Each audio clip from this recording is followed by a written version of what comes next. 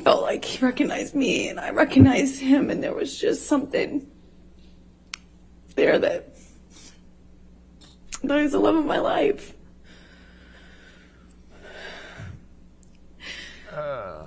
And he was.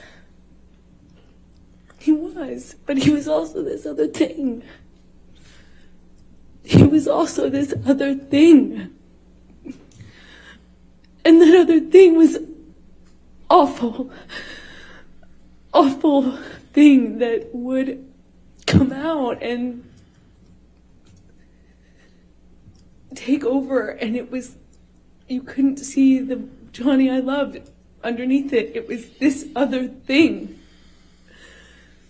And no one told him, no one was honest with him, no one, you know, he'd pass out in his own vomit, he'd lose control of his body, his, you know, he'd lose control, and everyone would clean up after him. I cleaned up after him.